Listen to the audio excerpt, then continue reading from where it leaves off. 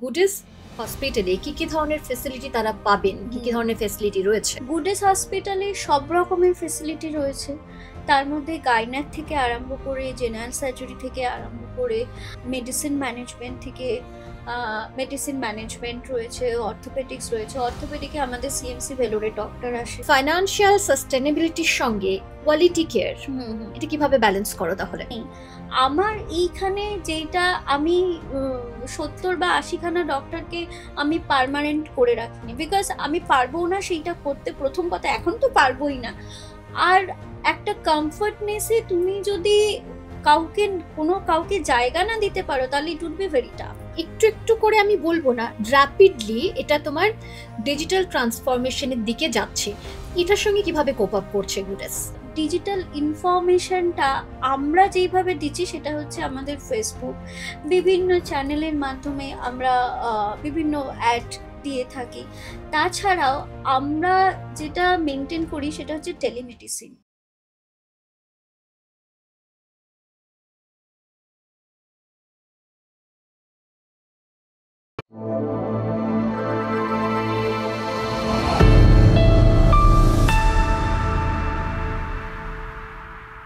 আচ্ছা, এক্ষেত্রে ফাইনান্সিয়াল সাস্টেনেবিলিটির সঙ্গে কোয়ালিটি কেয়ার এটা কিভাবে ব্যালেন্স করো তাহলে?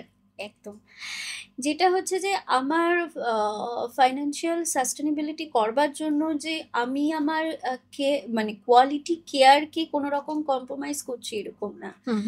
আজকে গুডেস হসপিটাল নর্থ 24 পরগনায় নিউরো সার্জারিতে একটা জায়গা করে নিয়েছে।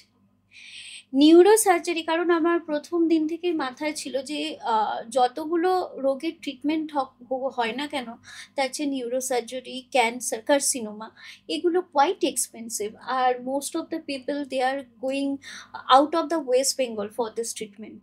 তো সেই ক্ষেত্রে আমি কিন্তু নিউরো সার্জারিতে, যেটা আমাদের টার্মিনোলজি যদি আমি একটু মেডিকেল এতে ইউজ করি, সেটা হচ্ছে একটা ক্রেনিওটমি, যেটার মধ্যে বিভিন্ন রিজনে আমরা যেটাকে মাথার মধ্যে যে ব্লাড ক্লট হয়ে যাওয়া, তাকে যখন অপারেশনটা করা হয় তাকে ক্রেনিওটমি বলা হয়। এবারে সেই ক্রেনিওটমি অপারেশন করতে গেলে যে কোনো কর্পোরেট হসপিটালে 2.5 লাখের কমে হয় না, কিন্তু আমার এখানে এই ক্রেনিওটমি অপারেশন কিন্তু একটা মিনিমাম চার্জেস দিয়ে স্বাস্থ্যসাথীতে অপারেশন হয়। পুরো ফ্রি বলবো না, কারণ যেই কর্পোরেট ডক্টররা আজকে বিভিন্ন কর্পোরেট হসপিটালের সাথে যুক্ত, তারা কিন্তু আমার হসপিটালের সাথেও যুক্ত। ইভেন কেউই তার পেশেন্ট ছাড়তে চায় না, পেশেন্টকে পরিষেবা দিতে চায়। আর আমি সেই জায়গাটাকেই মেনটেন করে চলেছি, সেই লাইন আপটাকেই মেনটেন করে চলেছি, যে আমার এখানে যাদের কর্পোরেট হসপিটালে যেই সব ডক্টরদের খুঁজতে গিয়ে বা তাদের দেখাতে গিয়ে একটা বিশাল অঙ্কের টাকার প্রয়োজন হয়, সেইখানে তারাই কিন্তু কম রেঞ্জে করে দিচ্ছে। কারণ এইটা একটা ব্যাপার হচ্ছে, কর্পোরেট হসপিটালে না তাদের উপর অনেক প্রেশার থাকে, তাদের পেশেন্ট আনতে হয় আরও ওয়াই অনুযায়ী, এইগুলো অনেক কিছু থাকে আর কি। কিন্তু আমার হসপিটালে তো সেই প্রেশারটা নেই। আমার এইখানে যেটা আমি 70 বা 80খানা ডক্টরকে আমি পার্মানেন্ট করে রাখিনি, বিকজ আমি পারবো না সেইটা করতে। প্রথম কথা, এখন তো পারবোই না। আর একটা কমফর্টনেসে তুমি যদি কাউকে জায়গা না দিতে পারো, তাহলে it would be very tough. তো সেই ক্ষেত্রে আমার মনে হয়েছে যে আমি এইখানে 4 থেকে 5 জন ডক্টরকে পার্মানেন্ট করব, যেটা উইচ আই হ্যাভ। আর তার সাথে আমি আরও 70 থেকে 80 জন ডক্টরকে ভিজিটিং কনসালটেন্ট করব, যেখানে মানুষও ফ্লেক্সিবিলিটি পাবে, হ্যাঁ, তার সাথে সেই ফেসিলিটিটা উপভোগ করতে পারবে যেটা কর্পোরেট হসপিটালে পেত। আজকে আমার এইখানে আমার হসপিটালে আরও বেশি সুবিধা দেওয়ার জন্য আমি 26 এপ্রিল আমি জার্মান থেকে একটি মাইক্রোস্কোপ আনিয়েছি, যেটার নাম হচ্ছে টিবাটো 700। এইটা কিন্তু আমার যখন হসপিটাল প্রথম দিন তৈরি হয়েছিল, আমি তখন ভাবতে পারিনি আমি একটা 2 কোটি টাকার মাইক্রোস্কোপ আনবো, কিন্তু এখন আমি ভাবতে পেরেছি। কারণ সাস্টেনেবিলিটি এইভাবেই একটা বিজনেস সাস্টেনেবিলিটি, আমি যদি বলি, যেটা যে কোনো বিজনেসের ক্ষেত্রেই হোক, তার সাস্টেনেবিলিটি হতে হয় সে তার রেকারিং খরচা বাড়ি থেকে দিয়ে তার সাস্টেনেবিলিটি হয় না। একদম। তার ডেভেলপ করবার জন্য তুমি যে পয়সা ইনভেস্ট করছো 1 বছর বা 2 বছর পরে, সেইটাই তার সাস্টেনেবিলিটি আমি মনে করি। একদম তাই। আমাদের যারা দর্শকরা রয়েছেন, যারা দেখছেন আজকের এই পডকাস্ট বা আজকের এই ইন্টারভিউ, তারা অনেকেই জানতে চাইবেন যে গুডিস হসপিটালে কি কি ধরনের ফেসিলিটি তারা পাবেন, কি কি ধরনের ফেসিলিটি রয়েছে। গুডিস হসপিটালে সব রকমের ফেসিলিটি রয়েছে। তার মধ্যে গাইনাক থেকে আরম্ভ করে, জেনারেল সার্জারি থেকে আরম্ভ করে, মেডিসিন ম্যানেজমেন্ট থেকে মেডিসিন ম্যানেজমেন্ট রয়েছে, অর্থোপেডিক্স রয়েছে। অর্থোপেডিকে আমাদের সিএমসি ভেলোরে ডক্টর আসে ওইখানে। তারপর কার্ডিয়াক, আমাদের যেগুলো হয় যেগুলো কার্ডিয়াক সার্জারি হয় না, কার্ডিয়াক মেডিসিন আমরা ট্রিটমেন্ট দিয়ে থাকি। তাছাড়া নিউরো সার্জারি আমরা দিয়ে থাকি ওখানে। গাইনাকও খুব সুন্দর আমাদের ব্যবস্থা রয়েছে। তো সেই ক্ষেত্রে সব ধরনের ফেসিলিটি আছে। তার সাথে আমাদের যে Swasthya Sathi, airport authority of India, তারপরে WPTCL, TCA, সুইপ্রো, all kind of private and government ইন্স্যুরেন্সের সাথে আমরা ইম্প্যানেলড রয়েছি। তো সেই ক্ষেত্রে একটা যে কোনো পেশেন্ট এলে আমার মনে হয় না তার কোনো রকম অসুবিধা হবে ফর গেটিং দ্য ট্রিটমেন্ট। একদম। এখন হেলথ কেয়ার ইন্ডাস্ট্রি যে জায়গায় রয়েছে, মানে একটু একটু করে আমি বলবো না, র্যাপিডলি এটা তোমার ডিজিটাল ট্রান্সফরমেশনের দিকে যাচ্ছে। এটার সঙ্গে কিভাবে কোপ আপ করছে গুডেস? আচ্ছা, অ্যাকচুয়ালি ডিজিটাল ট্রান্সফরমেশন ভীষণ সুন্দর একটা কোশ্চেন্স।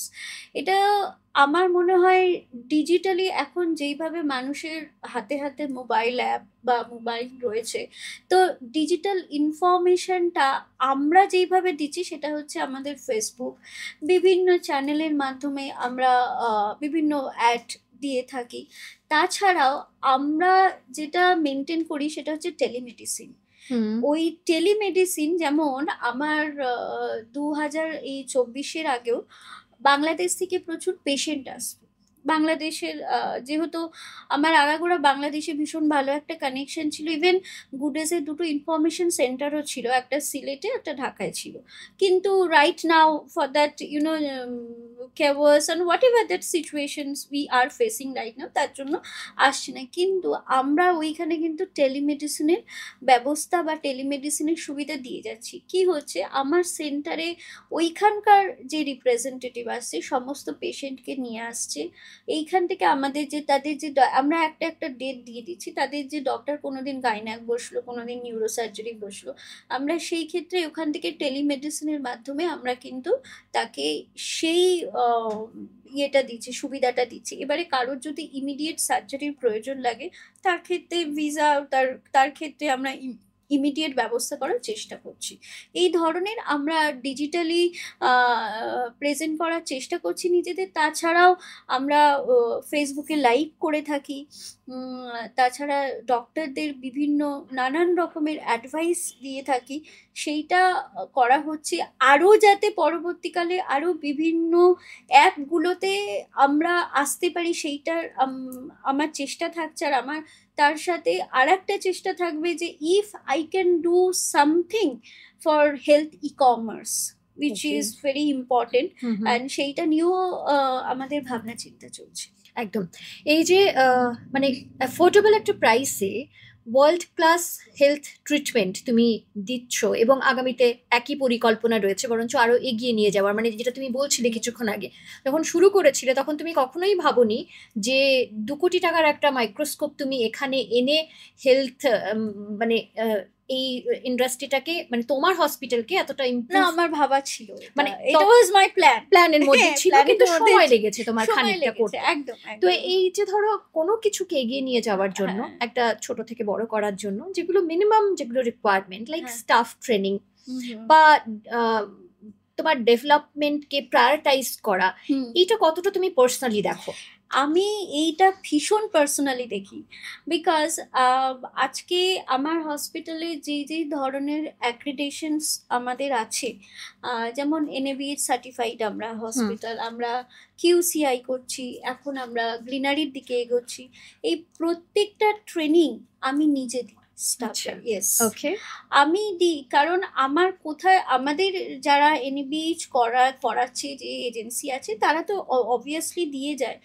কোথায় যেন আমার মনে হয় যে আমি যদি আমার এমপ্লয়ীদের সাথে একটু মানে আরো ভালো করে কানেক্ট করতে পারি, দে উইল মানে come to know and they will understand যে আমার কোন জায়গায় একটা অ্যাসেসার এলে সে ধরে নাও এনএবিএইচ এর যে অ্যাসেসার আসে আর কি, যে দেখতে আসে, সমস্ত রকম ইন্সপেকশন করতে আসে, সে বাইরে থেকে আসে, বাইরের অন্য কোনো স্টেট থেকে আসে।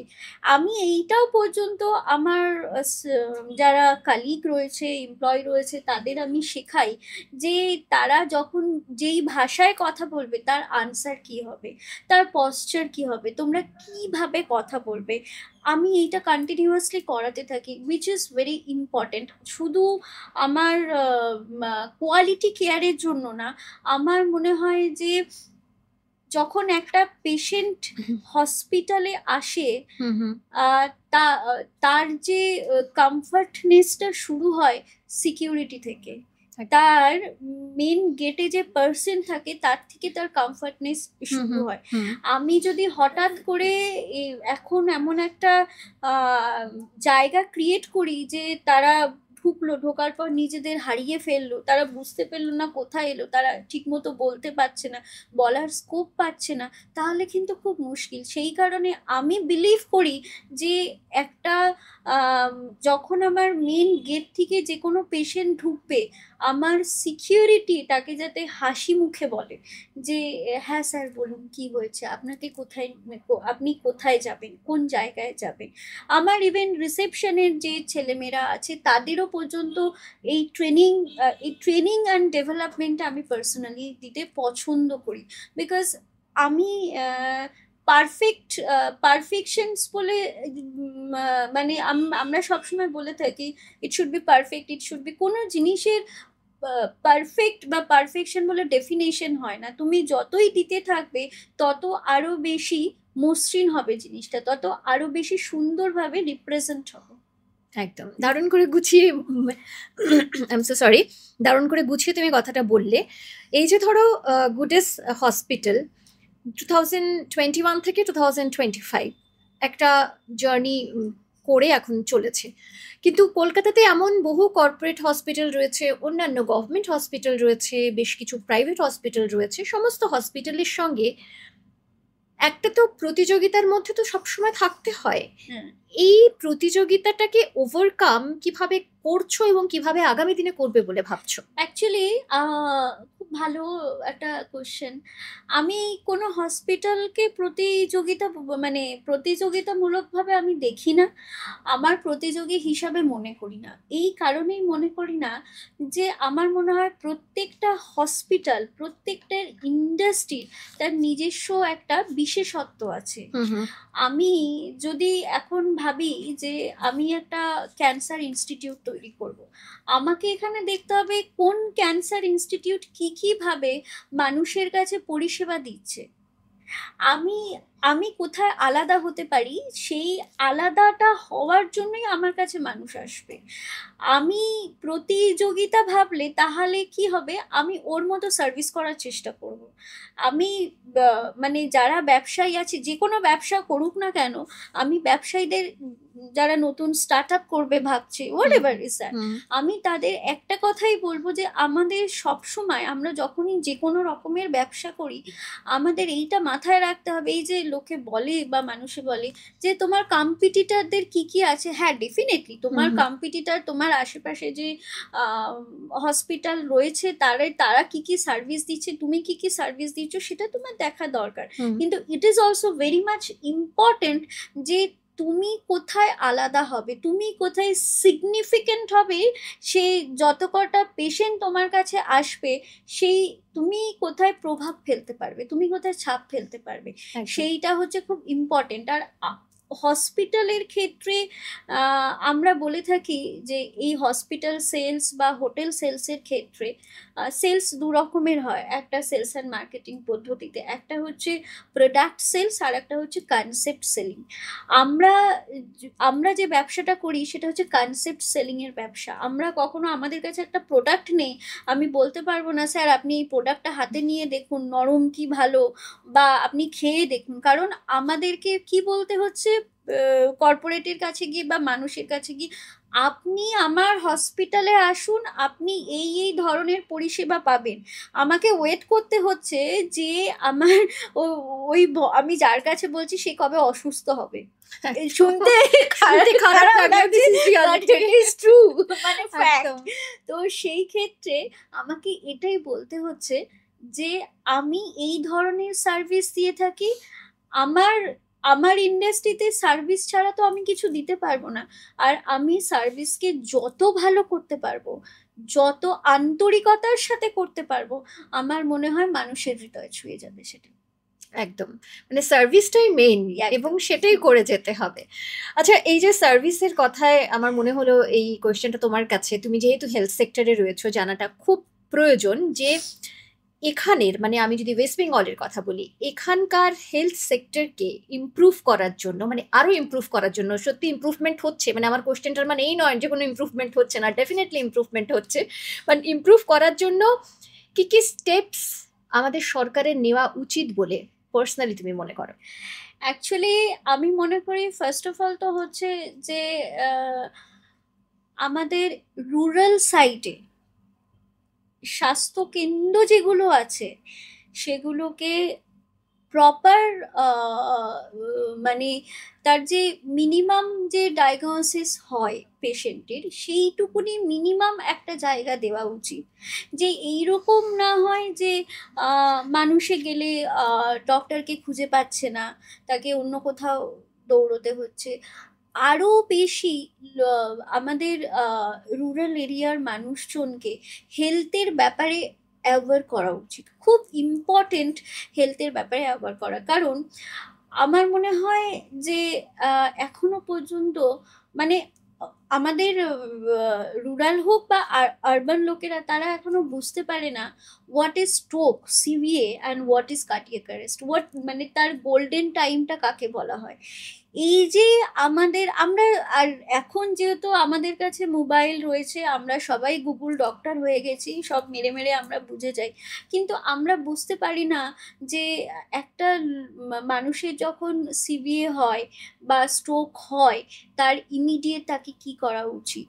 এই যে এই ধরনের, এই যে আরো আমি যদি দেখি যে এখন মেয়েদের সার্ভাইকাল ক্যান্সার বা ব্রেস্ট ক্যান্সার প্রচন্ড রকমের বেড়ে গেছে। এইটা বাড়ার রিজনটা কি হচ্ছে?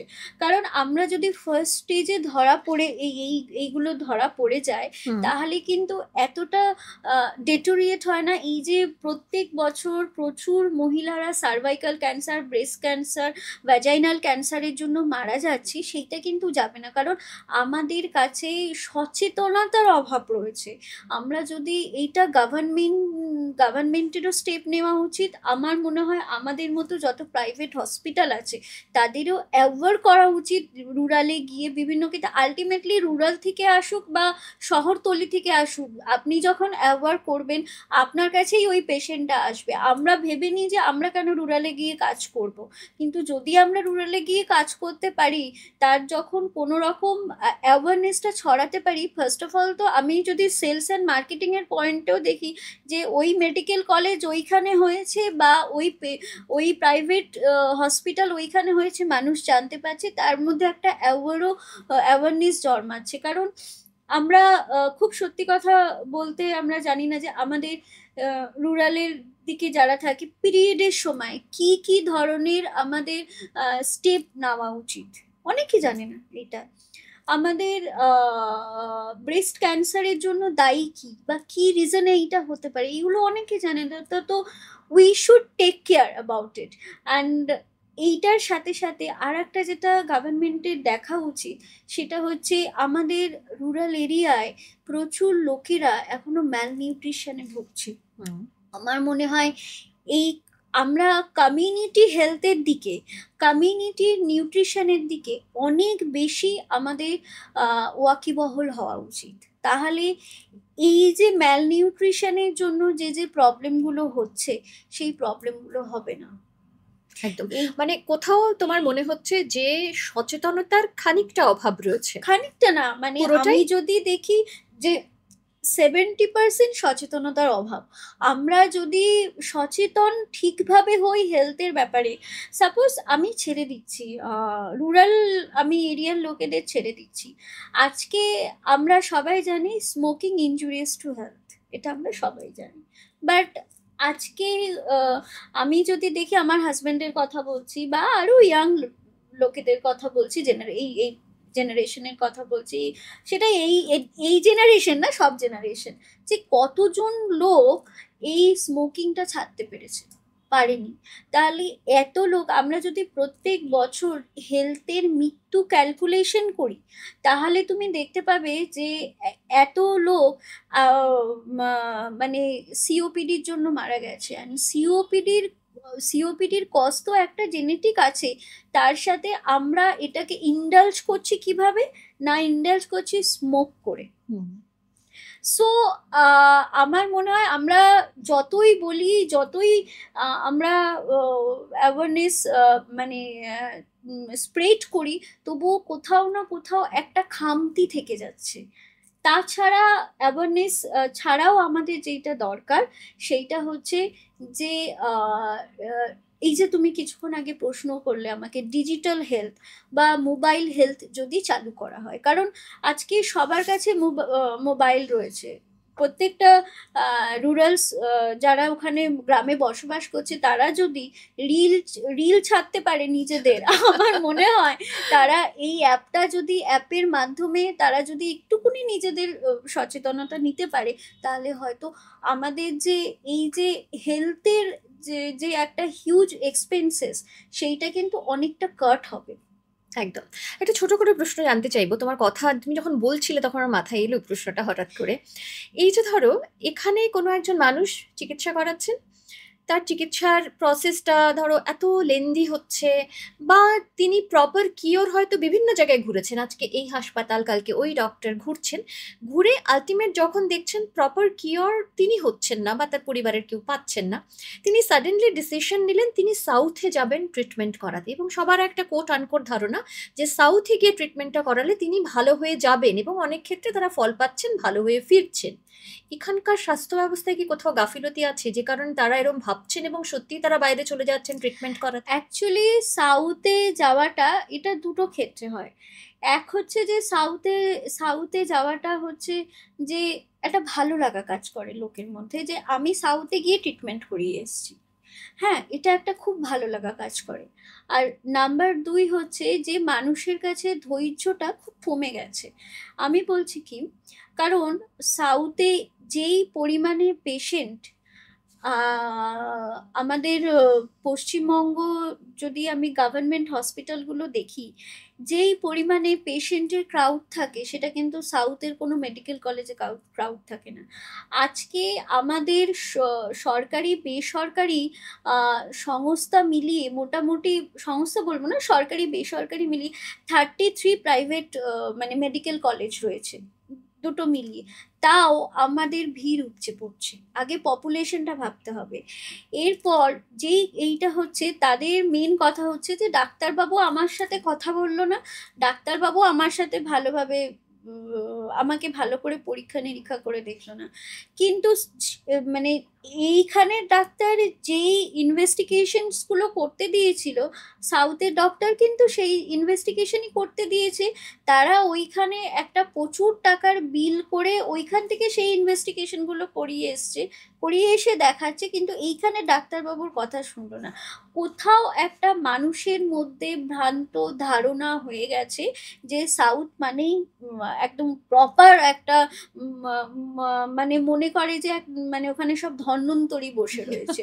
আই এম নট এগেনস্ট, আমি এগেনস্ট অফ দেম, বাট একটা জায়গা হচ্ছে যে ওইখানেও যে ট্রিটমেন্ট প্রসিডিওর আছে, আমাদের এখানেও সেই ট্রিটমেন্ট প্রসিডিওর আছে। রাদার আমাদের ডেভেলপ, এইখানে যদি আমরা ডেভেলপমেন্ট দেখি বা এখানে যদি ডেভেলপ দেখি, অনেকটা ডেভেলপড আমরা, কিন্তু আমাদের কোথাও ওই যে আস্থা, বিশ্বাসের একটা এই মধ্যে একটা কোথাও একটা ছোট্ট লাইন মানে চির ধরে গেছে, সেইটাকে ফিরিয়ে আনতে হবে।